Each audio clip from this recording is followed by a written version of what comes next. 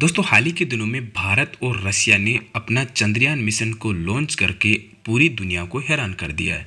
वहीं भारत का चंद्रयान 2 मिशन 2019 को लॉन्च किया गया था और भारत का जो नेक्स्ट चंद्रयान 3 मिशन है वो 14 जुलाई 2023 को लॉन्च किया गया था। और इसके बाद करीब 47 वर्षों के बाद रूस भी चंद्रमा की ओर बढ़ रहा है, यानी रूस भी चांद की ओर अपनी दिलचस्पी दिखा रहा है। लेकिन इससे पहले कोई भी देश ऐसा नहीं था जिसने इतनी दिलचस्पी चंद्रमा पर दिखाई हो। लेकिन भारत के मिशन के पश्चात कई देश सामने आ रहे हैं जो चंद्रमा पर अपने मिशन भेजने के लिए व्याकुल हो उठे हैं।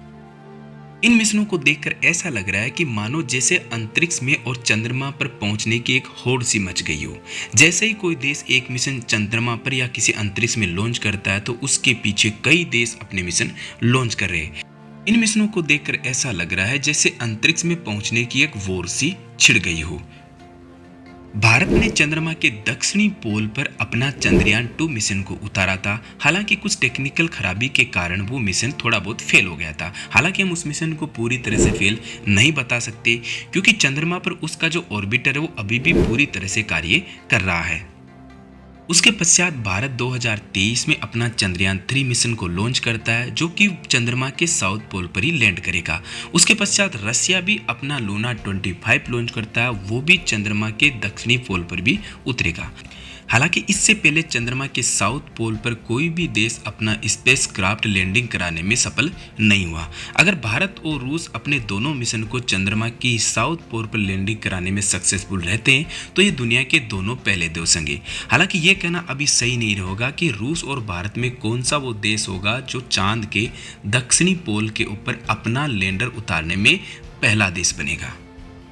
तो दोस्तों आपके मन में ये सवाल जरूर उठता होगा कि आखिर किसी ग्रह पर या चंद्रमा पर कोई स्पेस क्राफ्ट उसकी सतह पर किस तरह से लैंड करता है। तो आज के इस वीडियो में हम ये जानेंगे कि कोई स्पेस क्राफ्ट किसी ग्रह पर या चंद्रमा पर किस तरह से लैंड करता है। तो इसके लिए आप हमारे साथ अंत तक इस वीडियो में बने रहिए। दोस्तों किसी स्पेस क्राफ्ट को पृथ्वी से लेकर उस ग्रह की सतह पर जाने के लिए कई तरह के स्टेप और कई तरह की कठिनाइयों का सामना करना पड़ता है। तो उनके लिए अलग अलग पड़ाव होते हैं। उनमें सबसे पहला पड़ाव होता है कि इस स्पेस क्राफ्ट को किसी रॉकेट के माध्यम से पृथ्वी से लॉन्च करवाना। यानी लॉन्च करना वो प्रक्रिया होती है जो कि किसी स्पेस क्राफ्ट की किसी ग्रह पर लैंड करने का पहला स्टेप होता है। रॉकेट के द्वारा लॉन्च करने के बाद वो स्पेसक्राफ्ट की गति इतनी होनी चाहिए कि वो पृथ्वी की ग्रेविटी को छोड़ करके अंतरिक्ष में चला जाए। और उसके पश्चात का अलग अलग प्रोसेस होते हैं। आपने कई बार रॉकेट के अंदर साइड में कुछ पेलोड लगे हुए देखे होंगे। असल में वो पेलोड के अंदर ईंधन भरा होता है और उसी ईंधन के माध्यम से वो स्पेसक्राफ्ट या रॉकेट पृथ्वी की सतह को छोड़ करके यानी पृथ्वी की ग्रेविटेशनल फोर्स को छोड़ करके अंतरिक्ष में ले जाने के लिए वो पेलोड काम में आते हैं। और जैसे ही वो स्पेसक्राफ्ट या रॉकेट अंतरिक्ष में पृथ्वी की ग्रेविटी को छोड़कर चली जाती है तो वो रॉकेट से अलग हो जाते हैं। और ऐसा इसलिए होता है कि अंतरिक्ष में भार बहुत ही निर्भर करता है। और उसके पश्चात अक्सर आपने देखा होगा कि रॉकेट का अगला हिस्सा उस रॉकेट से अलग हो जाता है। ऐसा इसलिए होता है कि जो हिस्सा रॉकेट से अलग होता है आगे का, उसके अंदर लैंडर और कुछ अन्य प्रकार के जैसे ऑर्बिटर उसमें रखे हुए होते हैं। और अगर मान लो किसी देश ने शक्तिशाली रॉकेट का उपयोग किया है तो वहां से वो शक्तिशाली रॉकेट डायरेक्ट पृथ्वी की ग्रेविटी को छोड़कर उस लक्ष्य की ओर बढ़ेगा जहां पर उस स्पेसक्राफ्ट को जाना होता है। यानी कोई स्पेसक्राफ्ट मान लो चंद्रमा पे जा रहा है या मार्स पे जा रहा है तो वो डायरेक्ट पृथ्वी की ग्रेविटी का इस्तेमाल ना करके अपने ईंधन का यानी अपनी ताकत का इस्तेमाल करके आगे बढ़ते हैं। जैसे कि रशिया का लूना 25 में ऐसा ही हुआ है। लेकिन कुछ देश ऐसे होते हैं जिसमें जैसे कि भारत है। भारत हमेशा ही अपने मिशन को पृथ्वी की ग्रेविटी का इस्तेमाल करके अंतरिक्ष के टारगेट की ओर बढ़ाता है, जैसे कि चंद्रयान 3 मिशन में किया गया है। हालांकि ये प्रोसेस लंबा होता है, किसी टारगेट को पहुंचने में अधिक समय लगता है, लेकिन ये सस्ता भी पड़ता है। और इसलिए भारत का चंद्रयान 3 मिशन करीब 600 करोड़ में ही कंप्लीट हो गया था। हालांकि रशिया का लूना 25 इससे काफ़ी ज़्यादा भारी बजट में तैयार किया गया है। और इसका कारण ये है कि उस पर शक्तिशाली रॉकेट का प्रयोग किया गया है। दोस्तों यहाँ से उस स्पेसक्राफ्ट का सफ़र थोड़ा कठिन होता है क्योंकि पृथ्वी की ग्रेविटी को छोड़ने के बाद उस स्पेसक्राफ्ट की गति कई हजार किलोमीटर पर सेकंड की भी हो सकती है। अगर वो स्पेसक्राफ्ट इसी तरह से आगे बढ़ता जाए यानी इसी स्पीड से आगे चलता जाए तो वो टारगेट वाले यानी जिस भी प्लेनेट के ऊपर वो जा रहा है उसकी ग्रेविटी की पकड़ में नहीं आएगा और उसकी ग्रेविटी के पकड़ में न आने के कारण वो उस ग्रह से आगे की ओर निकल जाएगा यानी वो अनंत अंतरिक्ष की यात्रा में निकल जाएगा।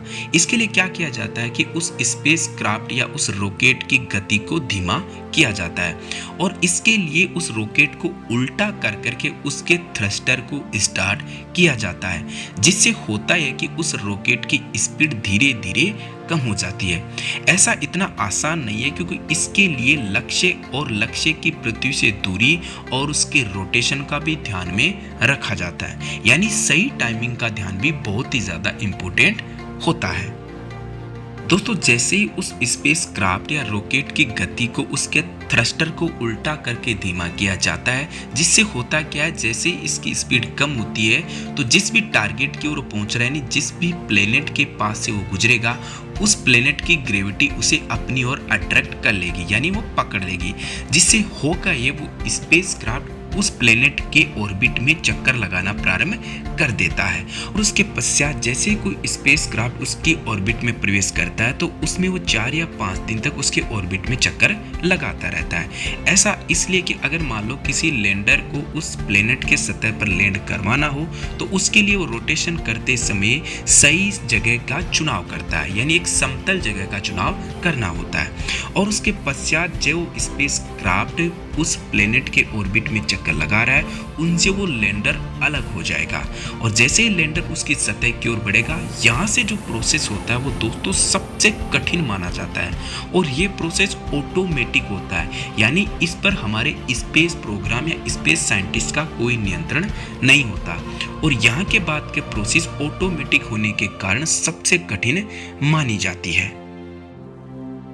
और यहाँ से जो लैंडर होता है जो कि उस प्लेनेट के सरफेस की ओर बढ़ता है उसके थ्रस्टर काम करने लगते हैं और थ्रस्टर काम इस तरह से करते हैं कि उसमें लगे हुए सेंसर भी एक लक्ष्य का चुनाव करते हैं और लक्ष्य का चुनाव इस तरह से कि जहाँ से मान लो कोई समतल जगह हो उसकी तलाश करते हैं, अगर मान लो कोई खड्डे हो तो वहाँ से वो दूर हटता है और ऐसा वो 3 या 4 बार करता है यानी अपने सतह का चुनाव और ये प्रक्रिया सारी ऑटोमेटिक होती रहती है और यही सबसे कठिन होती है और जैसे ही उस लैंडर को सही समतल जगह मिलती है और उस पर वो धीरे धीरे लैंड करना प्रारंभ कर देता है और अंत में वो लैंड कर जाता है। दोस्तों ये इतना आसान लग रहा है जितना आसान है नहीं, क्योंकि ऑटोमेटिक प्रक्रिया होने के कारण यहीं पर कई स्पेसक्राफ्ट फेल हो जाते हैं और ठीक ऐसा ही भारत के चंद्रयान 2 मिशन के साथ हुआ था जब उसका लैंडर चांद की सतह पर लैंड करने से कुछ ही किलोमीटर दूर रह गया था और उसके बाद इसरो का उसके साथ कनेक्शन कट गया था। तो दोस्तों इस तरह से कोई स्पेसक्राफ्ट किसी प्लेनेट के ऊपर लैंड करता है।